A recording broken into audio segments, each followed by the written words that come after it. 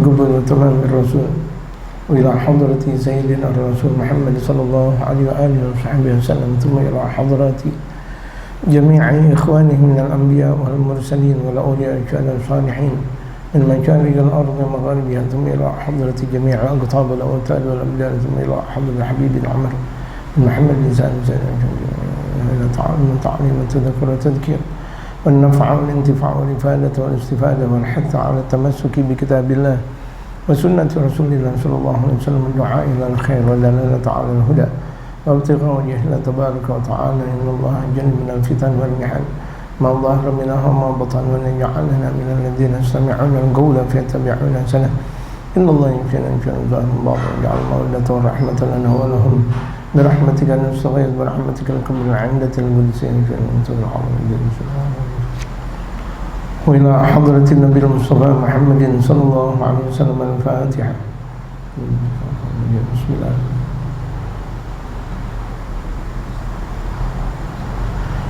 بسم الله الرحمن الرحيم.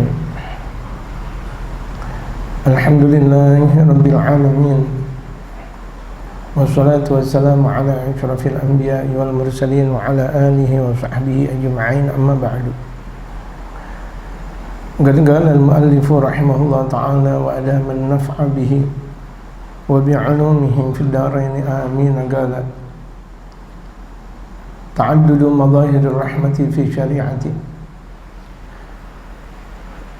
Pemirsa yang dirahmati oleh Allah Subhanahu wa taala, pembahasan kita sekarang membahas tentang berbilangnya dampak kebaikan dalam syariat. Artinya banyak dampak zahir kasih sayang yang ada di dalam syariat baginda Rasul Muhammad sallallahu alaihi wasallam. Jati syariat birrahmati lis-saghiri wal kabir. Karena memang syariat datang dengan membawa kasih sayang. Syariatul Islam membawa kasih sayang. Syariatul Islam dari zaman Nabi Adam alaihi salatu wassalam, Nabi Allah Idris, Nuh, Hud, Saleh, terus sampai kepada Nabi sallallahu alaihi wasallam membawa ajaran kasih sayang, tebaran kasih sayang. Lis-saghiri wal kabiri, baik untuk anak-anak kecil maupun yang sudah besar. Jadi sayang itu tidak melulu buat anak-anak kecil saja, tidak. Buat yang kecil, buat yang besar dapat kasih sayang. Ar-rahmah tamla'ul lis-saghiri wal kabir. Karena kasih sayang itu melingkupi buat anak kecil maupun orang-orang yang besar. Menyayangi anak-anak kecil itu diantara kasih sayang. Hormat kepada yang besar itu diantara kasih sayang. Hormat, dia betul-betul menaati aturan-aturan dari pemimpin yang betul-betul pemimpinnya itu benar, saleh, patut untuk dihormati. Kemudian juga orang-orang yang membutuhkan, orang yang kena musibah, sebagaimana pelajaran yang sudah kita pelajari dalam atharul khalqir rahmah.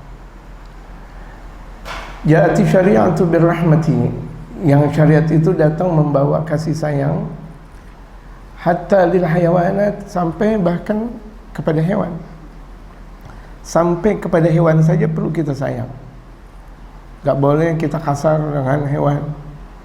Ada salah satu hadis baginda Rasul Muhammad sallallahu alaihi wasallam, seseorang mempunyai kucing. Ya, hewan kucing, kemudian dia pelihara di dalam rumahnya.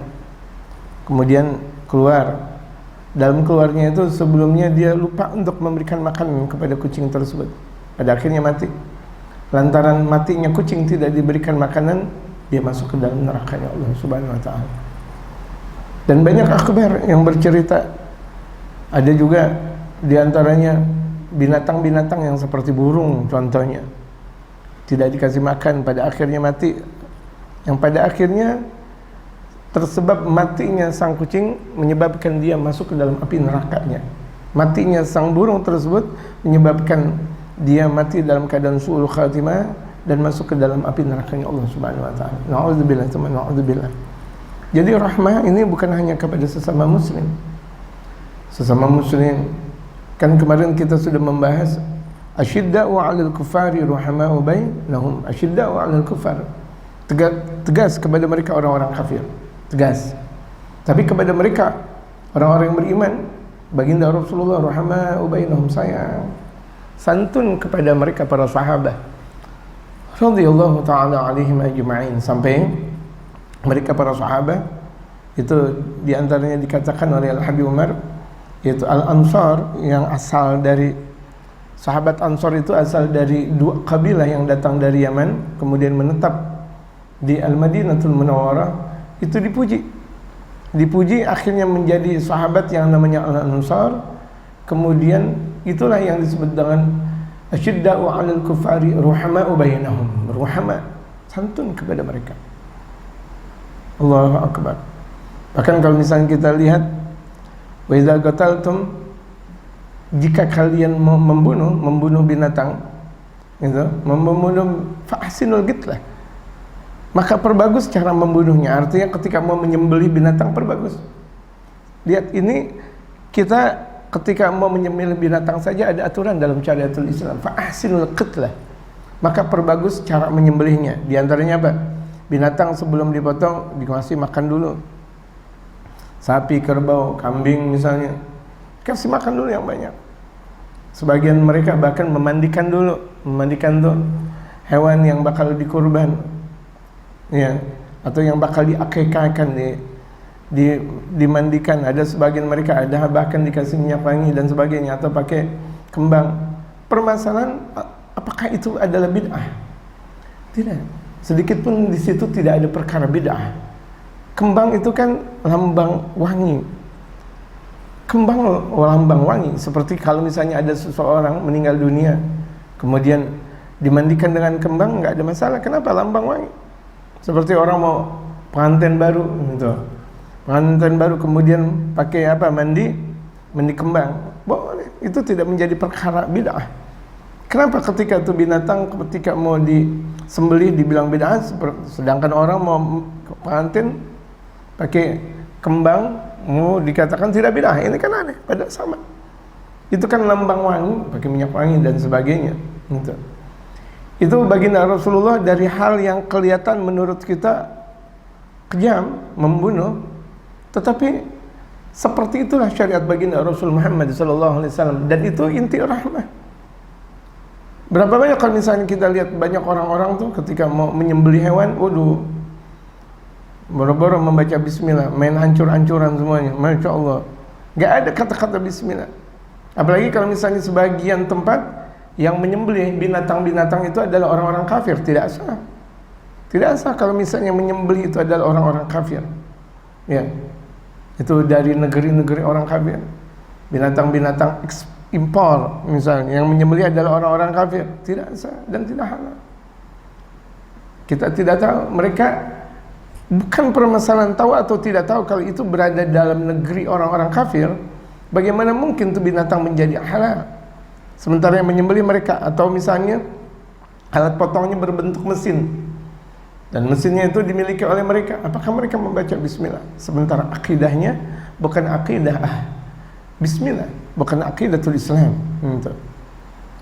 Dipastikan haram dan bangke ketika mereka orang-orang kafir menyembelih atau membunuh atau apa namanya. Kita kalau misalnya ada kambing tertabrak, kalau dia tidak mempunyai hayat mustagirah, artinya hayat mustagirah, dia sudah tidak mempunyai kehidupan yang bakal berkelanjutan. Yang kelihatan nih kambing tersebut sudah dalam keadaan sakaratul maut, walaupun disembelih haram. Kenapa? Udah disebut dengan apa namanya, bangke.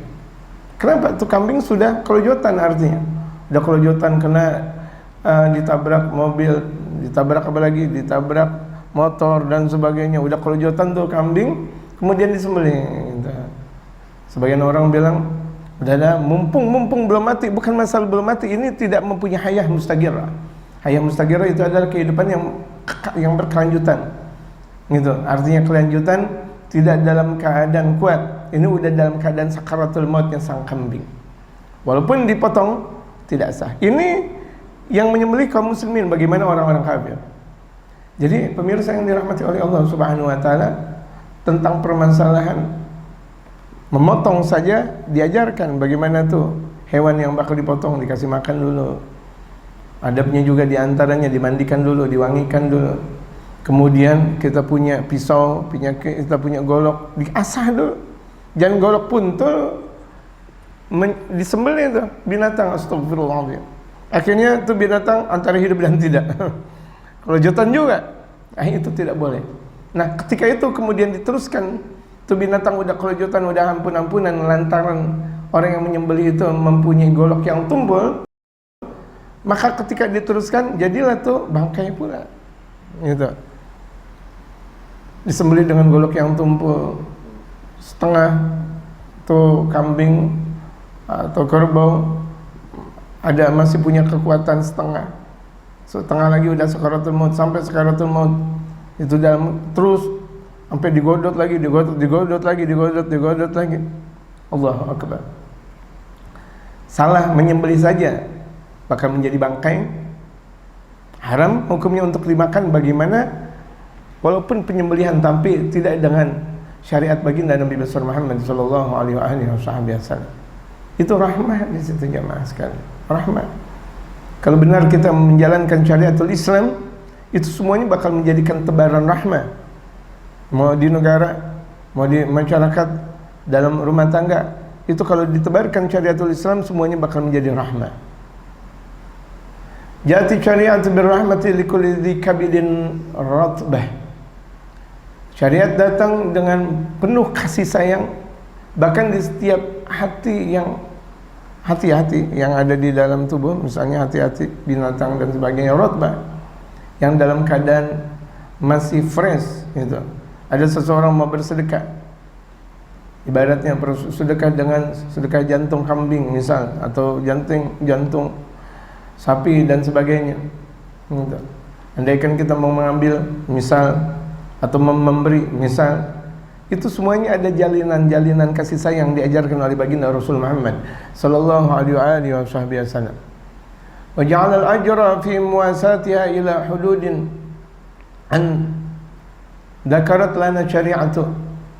Dan bahkan Allah Subhanahu wa taala menjadikan pahala buat orang yang mempunyai keluasan membagi daging ini atau membagi jantung ini atau menebarkan kasih sayang ila hududin, dengan batasan-batasan yang banyak. Terus Allah memberikan pahala. Kenapa? Di situ ada rahmah. Kalau misalnya dalam perang saja ada rahmah, perang kita jumpai di situ misalnya ada anak-anak tidak boleh dibunuh, ada perempuan tidak boleh dibunuh, kecuali kalau perempuan itu mau ngebunuh. Tapi dalam keadaan peperangan tahu-tahu ada perempuan yang lemah, atau orang-orang tua laki-laki lemah yang sudah dewasa, lemah dia, atau ada anak kecil, sampai pohon saja tidak boleh diambil daunnya. Rahmah. Dalam keadaan perang, syariat baginda Rasulullah menerapkan satu rahmah yang sangat luar biasa. Itu rahmah.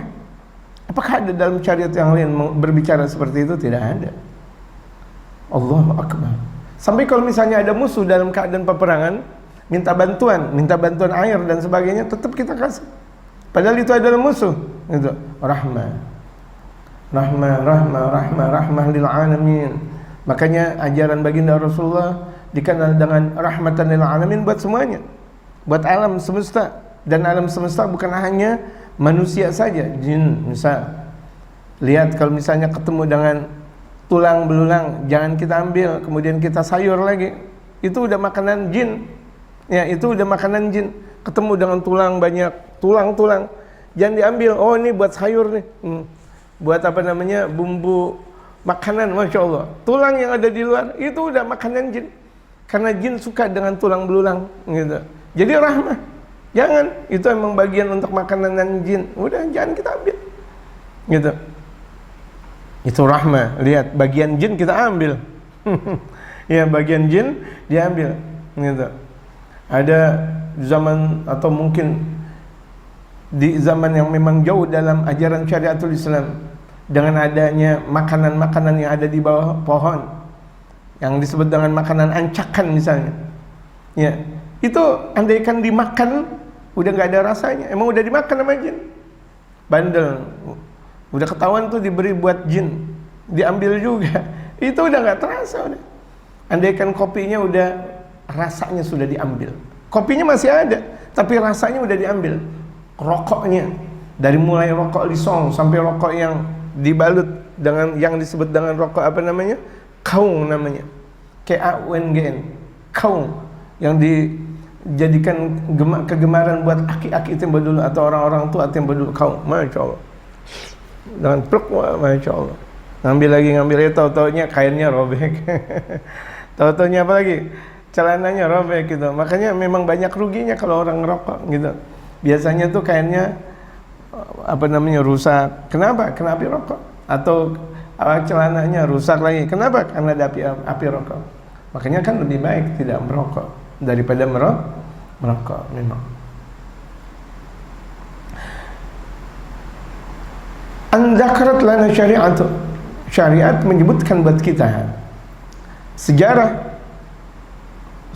menyebutkan buat kita tentang betapa banyaknya orang yang sayang santun kepada binatang akhirnya meninggal dunia husnul khatimah.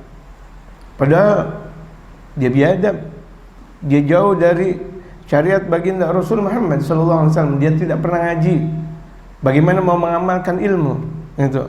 Bagaimana mengamalkan ilmu? Itu dikatakan oleh mereka para ulama-ulama salih, a'maluna bainal maqbuli wa taraddudi. Amal-amal ibadah kita di antara diterima atau tidak. Ada sombongnya, ada angkuhnya, ada kita mau pamernya, riaknya, sebagainya. Tapi salat kepada baginda Rasulullah selalu maqbul indallah, diterima di sisi Allah Subhanahu wa taala. Nih, artinya kalau misalnya kita melakukan dengan rahmah, santun, Allah terima. Kita juga akan memberikan arahan kepada orang kalau misalnya santun diterima. Pernah satu waktu Al-Habib Umar di salah satu negeri atau di bandara gitu, ketika beliau lagi menunggu, ada orang di samping itu, ada yang diri, ada yang duduk biasa nunggu pesawat atau nunggu apa. Tapi ketika orang tersebut tidak dengan rahmah, bilang, "Pak, saya capek dong, gantian dong duduknya. Pak, saya capek," yang diri nih ngomong, "gantian dong duduknya." Karena memang tidak ada santun, tidak ada kasih sayang, nggak dikasih. Kemudian datang orang kedua, "Ya Allah Pak, saya sakit, kira-kira bolehkah saya duduk?" Tuh lihat betapa ungkapan kebahasaan itu penting, dan bahasa yang penuh dengan rahmah itu penting. "Ya Allah Pak, bolehkah saya duduk di situ?" Padahal intinya mau duduk-duduk juga. Tapi kalau misalnya tuh dia udah ungkapan rahmah, sayang dan santun, sama. Kita nasihatin anak kecil lagi main bola, kita lagi tidur, tahu-tahu jangan kita ada orang lagi tidur sakit gigi, karena contohnya lagi sakit gigi pula. Masa kita mau kasih contoh, ada orang lagi tidur dia sakit gigi, ada anak kecil main bola. Kalau dia tidak ada rahmah, sana main bola sana, berisik, siang-siang pergi main bola, udah lihat. Tapi kalau dia santun, nah sini, nah ini permen, Masya Allah, ini kasih duit. Banyak mereka para habaib, para ulama-ulama kita, masyayikh kita, di mana-mana bawa permen, kesana dan kesini bawa permen, kesana dan kesini bawa permen. Sampai banyak keluarganya Al-Habib Umar yang saya tahu kesana dan kesini bawa permen susu gitu dikasih, Masya Allah. Yang kalau perempuan ngasih kepada kaum perempuannya, yang laki ngasih kepada kaum lakinya. Ini kan satu sentuhan yang rahmah. Orang sebelum kenal dia, ketika diberikan permen, diberikan kenikmatan, oh Masya Allah, cuma Masya Allah. Sebelum bibir berkata, sebelum lisan berkata, tapi permen sudah berkata, manis, Masya Allah. Malih. Artinya malih di sini manis. Manis, na'na malih. Oh, ini permen enak, Masya Allah. Akhirnya anak-anak yang tadinya main bola, lantaran penuh keteduhan, orang tersebut berkata, "Iya Pak." Kenapa? Dengan rahmah ngomongnya. Sama kita punya anak begitu juga. Nah, belajar ya. Apalagi di zaman sekarang, Zoom. Karena dengan bahasa yang lentur, bahasa rahmah, dia ikut, iya Pak. Tapi kalau misalnya bandel banget emangnya, udah gini hari, dia nggak mau. Padahal intinya Pak, belajar juga, zoom juga sama gurunya. Tetapi karena ada satu sentuhan rahmah, yang satu tidak ada sentuhan rahmah, beda. Anak juga, aduh. Coba kalau misalnya kita bilang, Masya Allah, anakku calon imam, anakku raja, Masya Allah anakku, dia mau. Rahmah. Gunung, Masya Allah, kita puja anak kita dengan gunung. Gunung, Masya Allah, gunung aja bingung, la ilaha illallah. Anak mau disamain nama manusia, gunung pada kaget, disamain nama manusia. Padahal kekuatannya gunungnya luar biasa. Tapi dibilang nih gunung, Masya Allah. Tetap kenapa? Itu pujian, rahmah namanya. Jangan sampai kita dengan anak kecil kasar mulu. Ada anak kecil lagi main, kemudian nih kita punya bibir kita gini. Sunat. Lari tuh. Anak kecil tuh lari. Yang nggak pakai celana maupun yang pakai celana semuanya lari. Ngelihat kita lari. Kenapa? Ada tukang sunat. Nggak boleh kita. Dan nggak boleh kita takut-takutin anak kecil dengan golok, dengan bendo, dengan apa, nggak boleh. Laisa minna man yudhirus silah. Tidak dikatakan kelompok dari kami, kata baginda Rasulullah, orang yang menampilkan senjata nakut-nakutin orang. Ini bendo atau golok atau celurit atau pistol. Ayo nakut-nakutin orang. Bukan kelompok kami. Artinya kalau bukan kelompok kami, bukan umat baginda Nabi besar Muhammad sallallahu alaihi wasallam. Anak kecil ditakut-takutin kayak gitu. Ayo, ada setan. Akhirnya takut, dosa dia. Berkelanjutan dia punya dosa. Lihat, ada setan toren, akhirnya tuh anak kecil takut ke toren. Padahal dia sendiri yang setan toren. Naudzubillah min dzalik. Tuh lihat, hati-hati itu ucapan yang tidak ada rahmah, membekas di hati orang lain, dendam nanti pada akhirnya. Tapi kalau misalnya ucapan yang benar, hatta kepada anak kecil jangan digituin. Anak kecil jangan takut-takutin permasalahan setan, pocong. Awas tuh, serem. Bukannya kita bina, tidak seperti itu. Ayo, bismillah. Bahkan terkadang kalau orang yang mempunyai rahmat, sebelum dia ngomong, anak kecil ikut. Duk, wah marhaba, iya. Hati yang penuh dengan rahmat. Kita lihat singa atau harimau atau krokodil. Tahu krokodil, buaya? Bukan buaya darat, buaya. Kita lihat entah itu di taman safari atau itu di kebun binatang Ragunan atau di mana aja. Kalau kita mau enak di taman safari, kalau mau capek di taman Ragunan, misal. Kita lihat singa bisa luluh dengan apa? Dengan siapa? Dengan pawang. Karena ada rasa sayang tuh pawang. Sayang sama singa. Dari masih kecil disusuin, Masya Allah. Terus dimandiin, gede dia sayang. Singa aja tahu mana orang yang mempunyai rasa kasih sayang. Singa, kemudian tadi saya bilang krokodil, buaya, binatang-binatang yang menerkam, tahu, oh ya Allah ini singa, enggak diterkam, digigit aja enggak, malah dia asik, seakan anak bayi di hadapan ibunya. Kalau misalnya tuh pawang pulang, seakan tuh singa nangis, ketika datangnya sang pawang lagi diam dia, tuh lihat. Padahal tuh singa yang namanya raja hutan, lihat dia lentur dengan orang yang mempunyai rasa kasih sayang. Masa kita tidak punya rasa kasih sayang? Kita umat Islam, kita ummah ijabah di sisi baginda Rasul Muhammad sallallahu alaihi wasallam, enggak punya rasa kasih sayang. Mana kita? Gitu. Laisa minna man lam yarham saghirana wa lam yughir kabirana, sebagaimana yang sudah dibahas di majelis yang lalu. Inna mar'atan kanat baghiyan min bani Israil. Sesungguhnya ada seorang perempuan bagian min Bani Israel, diktator dia di Bani Israel. Walakinnaha rahimat kalban, namun satu waktu dia ada rasa sentuhan kasih sayang kepada anjing.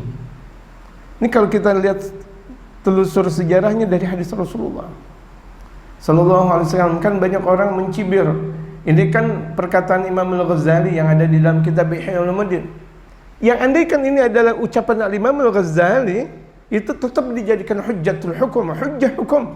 Dan apalagi ketika kita lihat bahwa ini dasarnya dari baginda Rasul Muhammad sallallahu alaihi wasallam, banyak orang yang mencibir, ya Allah. Setelah kalau misalnya kita tidak jumpai dari Al-Quran dan hadis baginda Rasulullah sallallahu alaihi wasallam, ucapan dari mereka para sahabat, tabi'in dan sebagainya, itu kemudian kita menjumpai ulama setelah mereka para tabi'in, di antaranya Imam Al-Ghazali, maka ucapan Imam Al-Ghazali lebih afdal daripada ucapan kita, lebih istimewa daripada ucapan kita, gitu. Itulah ucapan, itulah yang disebut dengan tartibul hukum, yang harusnya kita beradab kepada mereka para aulia dan ulama-ulama saleh. Andaikan ini diungkapkan oleh Imam Al-Ghazali, dan apalagi ini datangnya dari hadis baginda Rasulullah.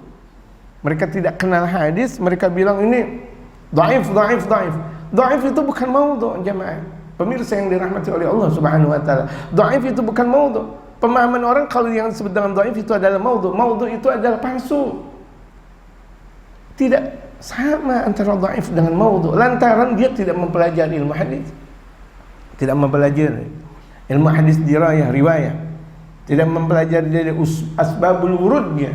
Bagaimana datangnya hadis tersebut, dia tidak mempelajari. Dia enak-enakan dengan mengatakan bid'ah, syirik, bid'ah. Ngaji, entar dulu. Mulut jangan lemes. Mulut jangan langsung mengkafirkan orang. Kalau zaman mereka para wali songo, orang-orang kafir dimuslimkan. Zaman sekarang, Masya Allah, orang-orang muslim dikafirkan. Na'udzubillah, na'udzubillah. Terjadilah fitnah di sana dan di sini. Ketika itu sang perempuan tersebut ada sentuhan rasa kasih sayang kepada binatang, dan binatangnya anjing. Dalam mazhab kita Imam Syafi'i bahwa air liur anjing itu diantara dan bahkan najis besar, mughalladah namanya. Cara pensuciannya itu dicuci 7 kali, ihdahunna biturab, diantaranya dalam 7 kali itu dengan debu. Kenapa? Saking besarnya tuh najis, mughalladah namanya. Dalam mazhab kita Imam Muhammad bin Idris Asy-Syafi'i. Walakinna rahimat kalban minal kilabi, namun dia satu waktu ada rasa sentuhan kepada salah satu binatang yang namanya anjing. Fi yaumin minal ayyam, di satu waktu, wa tarajjamatir rahmah,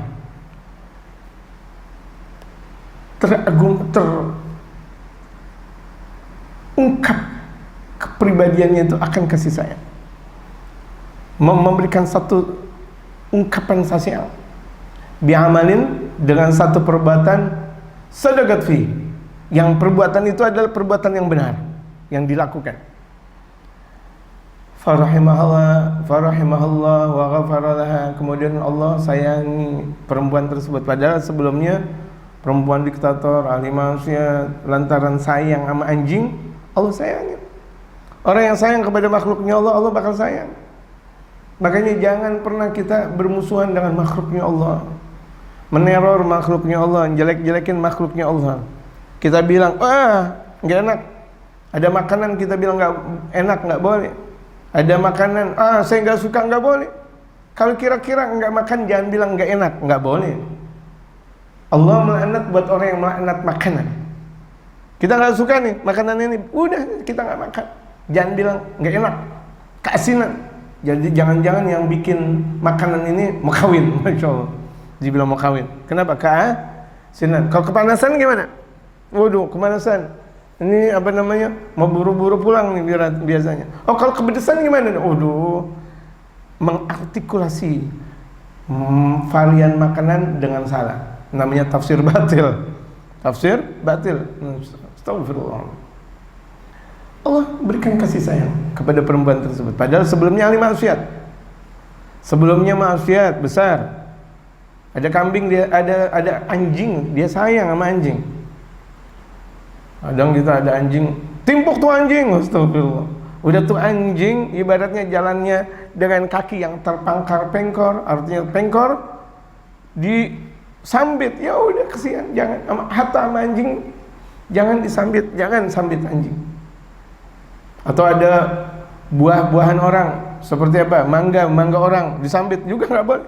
Kalau mangga orang aja disambit nggak boleh, bagaimana orangnya? Ada orangnya tuh lagi baca buku, atau di sana misalnya, oh sambit tuh ada orang itu, Allah Akbar. Kalau mangga orang nggak boleh disambit, kalau sendal orang nggak boleh diambil, apalagi itu orangnya, gitu kan? Kan orangnya lebih istimewa daripada mangga yang dia miliki atau daripada sendal jepit yang dia miliki. Wa ghafara laha, Allah mengampuninya. Fasamaha, Allah menutup kesalahan-kesalahannya. Wa taba 'alaiha, akhirnya Allah terima taubatnya itu perempuan. Allah terima taubatnya perempuan.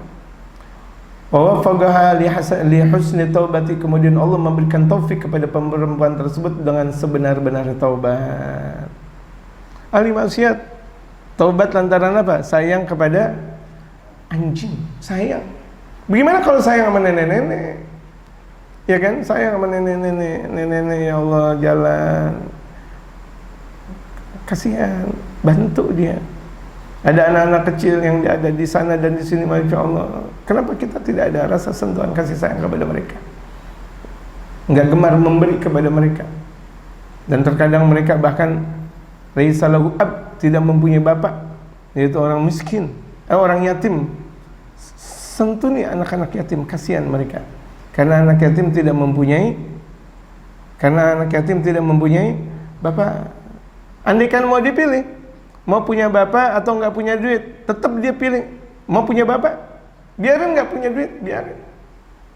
Itu kan sudah ketentuan dan takdir yang datang dari Allah Subhanahu Wa Taala. Sayangi anak-anak yatim, sayangi orang-orang yang lemah, sayangi mereka nggak mau dalam keadaan lemah, sayangi.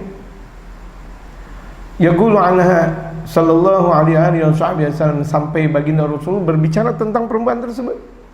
Kama ja'ana fi sahihaini, sebagaimana yang ada datang kepada kami dalam hadis yang diriwayatkan oleh Imam Bukhari dan Muslim. Tuh lihat.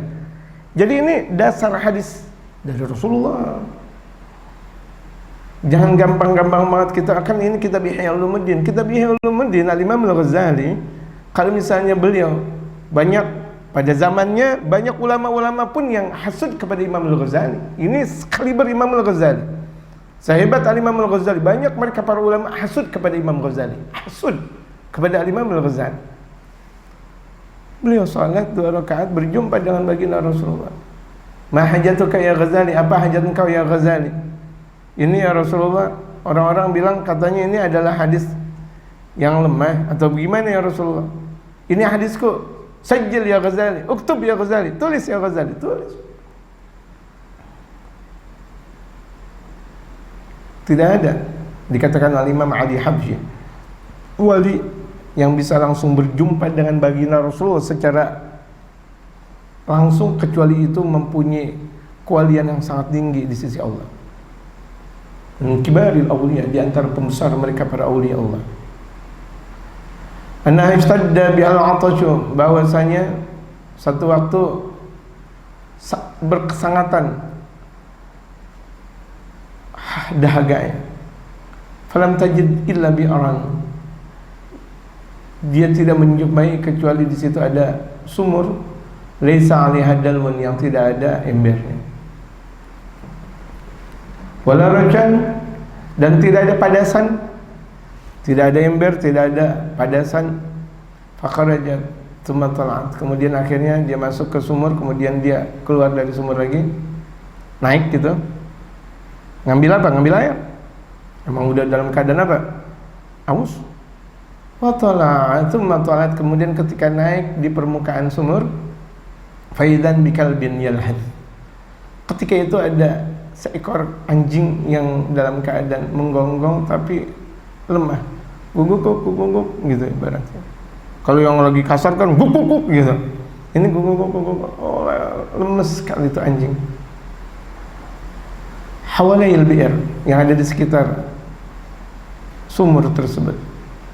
Fa'akhadha yadha'u lisanaha, kemudian mulai dia letakkan di atas lisannya anjing, mulutnya anjing, fil nadwa, ditaruh dengan apa namanya, dengan sesuatu, dimasukin. Dia ambil lagi air, kemudian dimasukin lagi. Dia ambil lagi air, dimasukin lagi. Anjing terus nerima asupan air tersebut dari perempuan tersebut. Fagalat, Kemudian perempuan tersebut berkata, wallah, demi Allah. Ini lihat, lantaran dia berbuat baik kepada anjing, datang rahmat Allah. Lihat, dia berbuat baik sama anjing, datang rahmat Allah. Seketika datang rahmat Allah.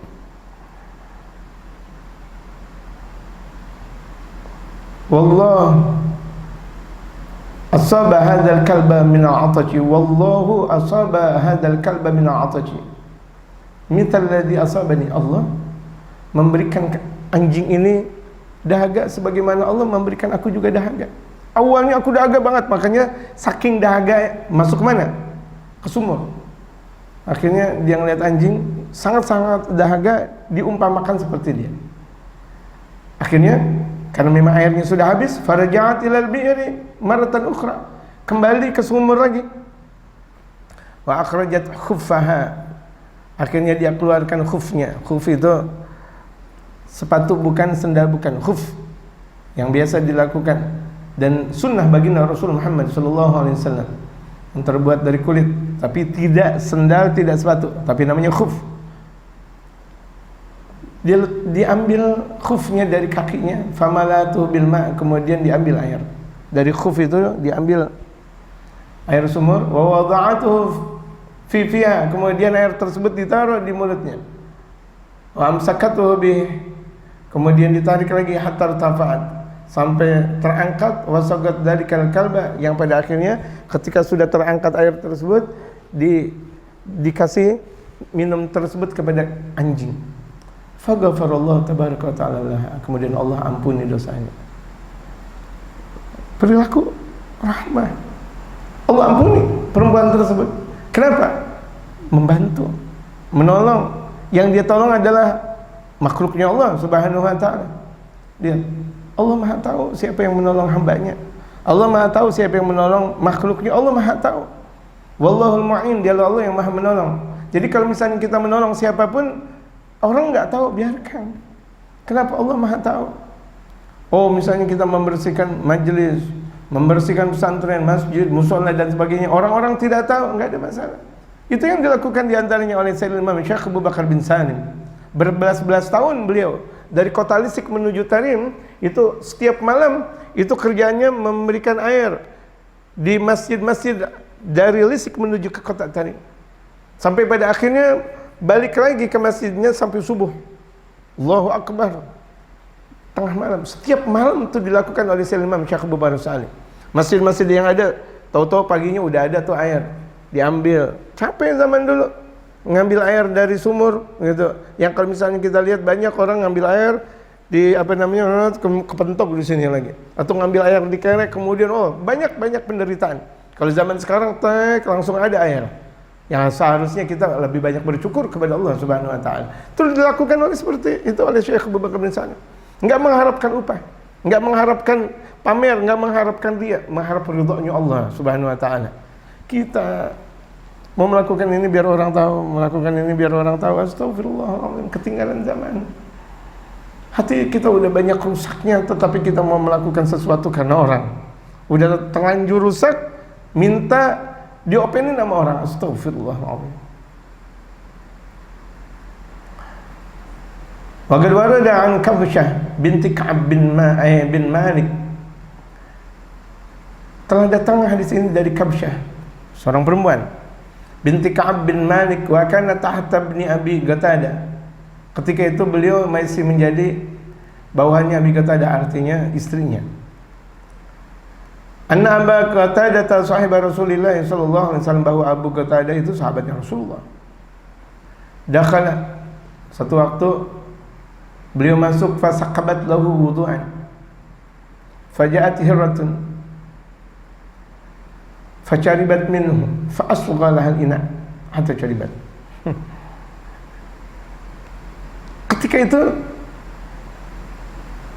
Kabsyah sudah mempersiapkan air wudu buat suaminya Abu Qatadah. Kemudian dihampiri air wudu tersebut oleh kucing. Akhirnya kucing meminum air tersebut. Fa'asgha lahal ina hatta charibat. Kemudian merasa asiknya kucing sambil meminum. Galat Kabsyah, istri Abu Qatadah berkata, fara'ani anzur ilaihi,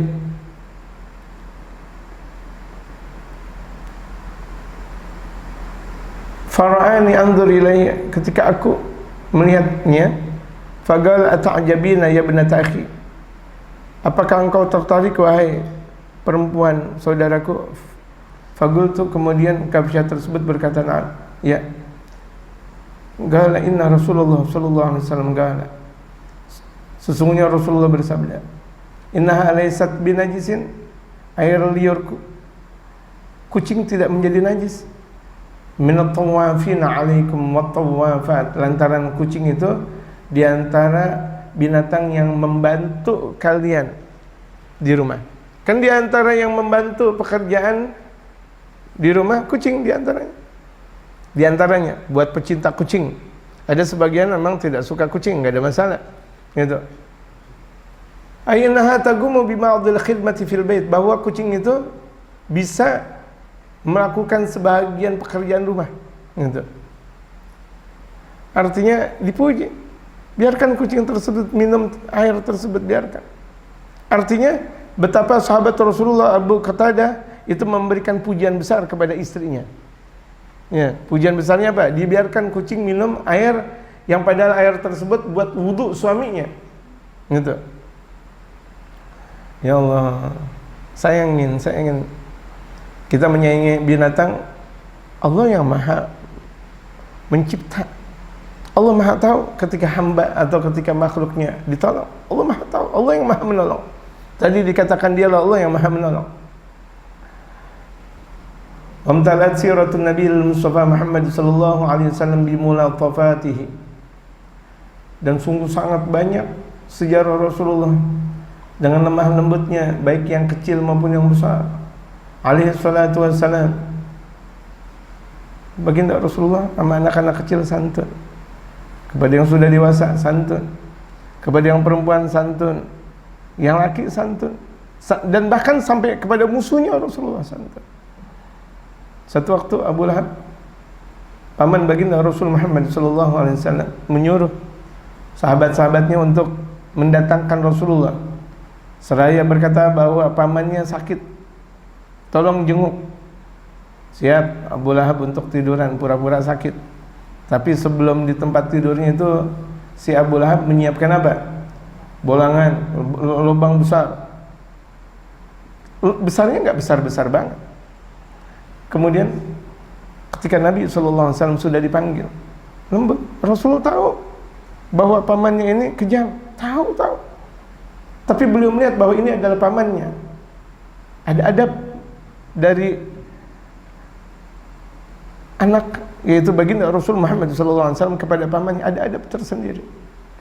Datang sebelum masuk dan berada persis di hadapan lubangan tersebut, tercegah oleh malaikat Jibril. La ya Rasulullah, jangan melintas engkau ya Rasulullah. Akhirnya Rasulullah balik, karena yang beliau lihat adalah malaikat Jibril alaihi salatu wassalam. Lupa Abu Lahab, lupa ini Rasulullah sudah bergegas pulang.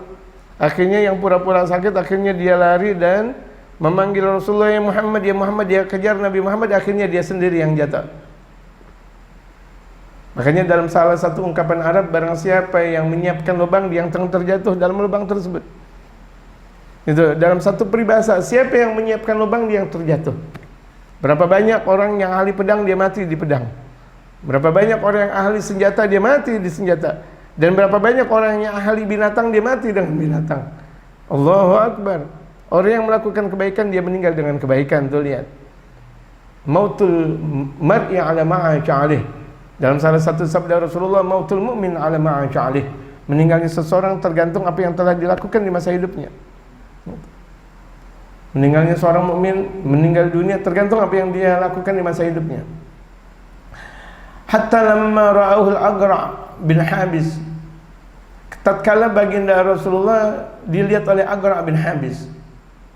Itu Agra' bin Habis melihat baginda Rasulullah wa huwa yuqbilu ba'dal atfal. Ketika itu Rasulullah melihat sebagian anak-anak kecil, ada anak-anak kecil dicium sama baginda Rasulullah. Dicium rahmanya Rasulullah. Anak kecil. dicium sama baginda Rasulullah. Satu waktu dalam satu sirah, beliau mencium cucu beliau sendiri, Sayyidina Hasan dan Sayyidina Husain, dicium. Padahal Aqra' bin Habis itu mempunyai anak banyak, anaknya banyak, tapi nggak pernah ada rasa sentuhan kasih sayang kepada anaknya. Kemudian Aqra' bin Habis berkata, ya Rasulullah, inna li minal waladi 'ashra, sesungguhnya aku mempunyai anak 10. Bacak. Ma gabaltu ahadan minhum, aku nggak pernah nyium satu pun di antara mereka. Jadi kalau misalnya ada orang tua nggak pernah nyium anaknya, gahar dah tuh orang tua, kejam dah tuh orang tua, nggak ada perhatian tuh orang tua.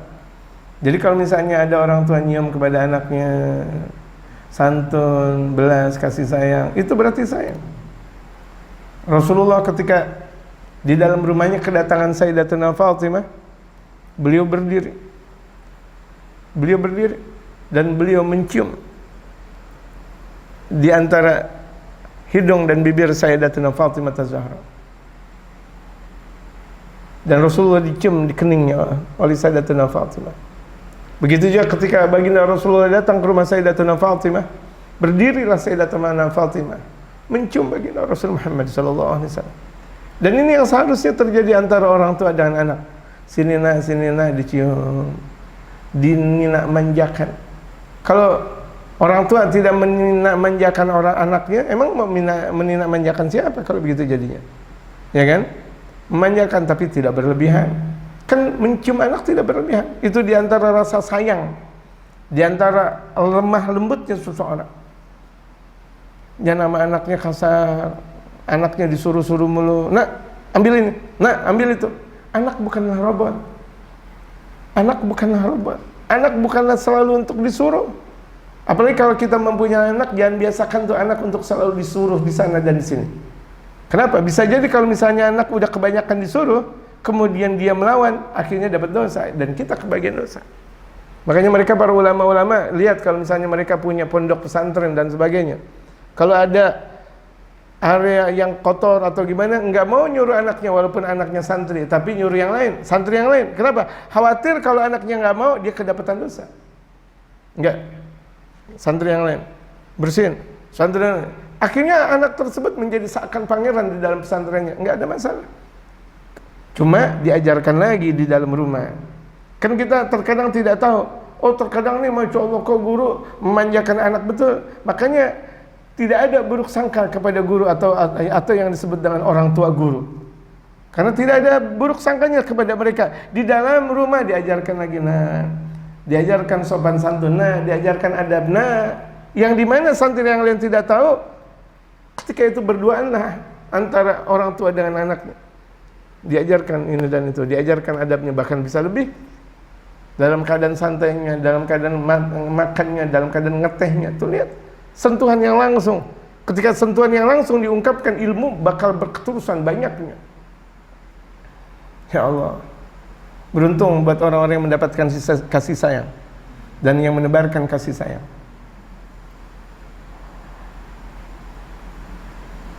Qala sallallahu alaihi wasallam,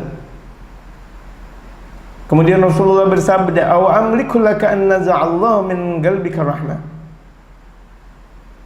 Seakan aku memiliki engkau, Allah bakal mengambil dari hati engkau kasih sayang. Artinya saking engkau tidak mau mencium anak engkau, padahal anak engkau jumlahnya banyak 10, engkau enggak ada rasa sayang dengan menciumnya, seakan Allah sudah mengambil kasih sayang dari hati engkau. Engkau tidak punya kasih sayang kalau begitu jadinya. Wala tunza'ur rahmatu illa min syaqi, dikatakan oleh Habib Umar, tidaklah ditarik kasih sayang kecuali orang-orang yang sesat, orang-orang yang sengsara. Orang sengsara itu enggak ada kasih sayang. Sengsara. Kalau sengsara membawa nikmat, alhamdulillah. Ini sengsara dan sengsara lagi. Siapa mereka? Orang yang tidak punya rahmah. Fasallallahu 'alal mab'uthi. Maka semoga kasih sayang Allah terungkap kepada sang yang diutus birrahmati, dengan membawa kelembutan kasih sayang. Wa khallaganallahu bi khuluqir rahmati, Dan semoga kita diberikan akhlak oleh Allah dan akhlak kasih sayang. Amin. Semoga Allah memberikan kita akhlak kasih sayang. Karena dalam akhlak kasih sayang ini penuh dengan kewibawaan, penuh dengan kenikmatan dan kelembutan. Orang yang dakwah dengan dakwah kasih sayang, dia lebih berhasil daripada orang yang dengan dakwah dengan kejamnya. Tidak. Dengan diktator, ya tidak. As'alullah an yaghfir hadzana min rahmati. Aku meminta kepada Allah agar Allah memberikan kepada kita bahagian kita banyak kasih sayang. Innahu akramul akramina wa arhamur rahimin. Sesungguhnya dialah sebaik-baik orang yang memberikan kasih sayang dan sebaik-baik yang orang yang memberikan kemuliaan. Satu waktu Sayyidina Rasul Muhammad sallallahu alaihi wasallam di pasar menjumpai ada laki-laki buta, udah sedikit paruh baya, buta. Lagi makan, namanya orang buta makan. Terkadang di sini ada, di sini berantakan makanan. Didatangi oleh baginda Nabi besar Muhammad sallallahu alaihi wasallam dengan sejuk, dengan lembut. Diambil makanan tersebut, disuapin kepada orang buta. Disuapin. Penuh dengan kelembutan. Ini orang buta bilang, "Ya rajul, awalam ta'lam, tahukah engkau bahwa Muhammad itu orang yang enggak benar?" Macam. Tahu enggak ente? Muhammad itu enggak benar. Muhammad begini dan begini dan begini. Ini orang buta enggak tahu Nabi Muhammad, cuma kata orang saja. Makanya nih, ingat, hati-hati. Kalau kita mendapatkan kabar dari orang tanpa keilmuan, yang ada fitnah, yang ada kebrutalan, bahkan bisa jadi pembunuhan. Mendengar kabar dari orang tanpa dari keilmuan, tanpa untuk diteliti, tanpa untuk disaring pemberitaan tersebut, benar atau salahnya, hati-hati nih. Baginda Rasulullah apa yang beliau lakukan? Makin lembut lagi. Kalau kita kira-kira, tahu gak bahwa fulan maksudnya fulan adalah diri kita misalnya, enggak benar, waduh, jangankan sih lembut, enggak, yang ada nih batu kita kasih masuk. Batu ada di sini, masuk dah tuh. Atau yang tadinya pakai sendok, pakai apa? Yang apa namanya? Garpu. Nih nanti makan di sini. Tapi Nabi Muhammad tidak. Suapan dia kedua lebih lembut, padahal Nabi Muhammad dijelek-jelekin di depannya. Nabi Muhammad dijelek-jelekin ketika itu di depannya. Sentuhan yang kedua lebih lembut. Dijelek-jelekinnya Nabi Muhammad lagi. Tahu gak Muhammad ini gini. Sampai yang ketiga lebih lembut lagi. Lebih halus lagi tuh makanannya. Asik, enak, Masya Allah. Sampai banyak, sampai habis dalam satu piring. Rutin Nabi Muhammad menjalankan seperti itu. Besoknya lagi, padahal beliau dijelek-jelekin, habis-habisan dijelek-jelekin. Datang lagi, jadi adat istiadat Nabi Muhammad. Satu waktu beliau ada uzur. Beliau berikan pekerjaan tersebut kepada Sayyidina Abu Bakar. Ini Sayyidina Abu Bakar orang yang diantara yang paling dekat dengan Rasulullah Muhammad sallallahu alaihi wasallam. Ya Aba Quhafah, ya Abu Bakar, tolong wakilkan pekerjaan aku. Di pasar engkau berjumpa dengan laki-laki paruh baya yang sudah buta, ini dan ini lokasinya betul-betul diberikan kabar oleh baginda Rasulullah kepada Sayyidina Abu Bakar. Ya, marhaba ya Rasulullah. Datang Sayyidina Abu Bakar As-Siddiq. Datang, baru memberikan satu suapan, dikasih tahu lagi. Ini suapannya beda dengan yang kemarin. Yang kemarin adem, tenang. Tahu gak Fulan? Muhammad itu nggak benar. Masya Allah, ngomongnya itu mulu. Jadi seakan jadi zikiran. Ngomongnya Muhammad nggak benar, Muhammad nggak benar, Muhammad nggak benar, Muhammad nggak benar, Muhammad nggak benar, Muhammad nggak benar, tuh lihat. Jadi seakan jadikan zikiran. Akhirnya marah Sayyidina Abu Bakar. Astagfirullah. Tapi kok Rasulullah memberikan wakil kepada aku untuk memberikan makanan kepada dia. Udah buta lagi, bandel lagi. Akhirnya ngasih suapan agak kasar. Ente makan ini. Jangan keras-keras dong. Suapan yang ketiga lebih keras lagi. Kenapa? Nyakitin Nabi Muhammad. Enggak rela Sayyidina Abu Bakar disakitin kekasihnya Rasulullah Muhammad sallallahu alaihi wasallam. Akhirnya jangan begitu dong, kekerasan. Ya udah kalau begitu jadinya, ente enggak ridha nih anak kasih makan ke ente. Ayo ikut ane. Diajak sama Sayyidina Abu Bakar. Ikut anak. Iya. Dipertemukan dengan baginda Rasul Muhammad sallallahu alaihi wasallam. Rasulullah ketika itu dalam keadaan tersenyum. Ada apa? Ini wahai fulan bin fulan. Aku ketika dikasih makan sama orang yang kemarin, padahal itu adalah Nabi Muhammad. Santun, nikmat, rahmah. Tapi dengan orang yang sekarang nih nggak ada rahmah-rahmahnya. Kenapa ya Abu Bakar? Diceritakan ini dan ini dan ini dan ini. Tersenyum Rasulullah. Kata Sayyidina Abu Bakar, ente tahu nggak? Yang ente jelek-jelekan ada di hadapan ente. Yang kemarin-kemarin yang ngasih makanan ente dengan lemah lembutnya, itu yang ente jelek-jelekan. Nangis tuh buta. Nangis, ya Allah. Itulah Muhammad. Iya. Muhammad yang aku jelek-jelekan sekarang berada di hadapanku. Dan kemarinlah yang beliau memberikan makanan kepadaku dengan rasa rahmah. Iya, nangis dan taubat. Masuk Islam. Dan rahmahnya Nabi Muhammad SAW. Tebaran rahmah yang tadinya kafir bisa menjadi muslim. Tebaran rahmah yang tadinya orang maksiat bisa menjadi lembut. Tebaran rahmah yang tadinya dakwah gagal menjadi berhasil. Itulah dakwahnya mereka para wali songo yang ada di Indonesia kita. Tersebar dakwah. Kenapa? Dengan rahmah. Dakwatul rahmah. Dakwah kasih sayang. Siapapun kita lihat Al-Habib Umar, guru kita, betapa rahmahnya beliau sama tamunya, sama musuhnya, bahkan sama siapapun rahmah beliau.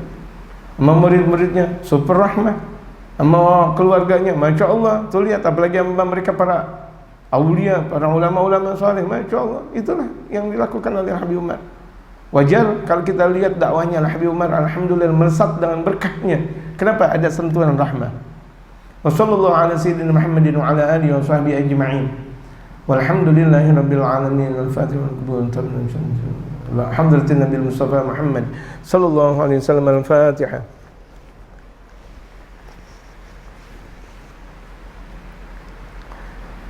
Alhamdulillah ghafuri lil 'abdi dzil ghururi wal farti fil umuri wa hamagatil huburi wa salatullah dawama wa salamuhu tamama ala man yaji imama wa li anbiya khitama وعلى الآل الكرام والصحب كالنجوم في قدوة المرام للعرب والأعجام يا ربنا اعترفنا بأننا اقترفنا وإننا أسرفنا وعلى لظى أشرفنا فتوب علينا توبة تغسل كل حوبة واستر لنا العورات وآمن الروعات واغفر لوالدينا ربي ومولودينا والأهل والإخوان وسائر الخلان وكل ذي محبة أو جيرة أو صحبة والمسلمين أجمع آمين ربي اسمع فضلا وجودا من لنا باكتساب منا بالمصطفى الرسول نحظى بكل سول صلى وسلم ربي عليه عند الحب وآله وصحبه عدال طاش الصحب والحمد لله في البدء والتناهي.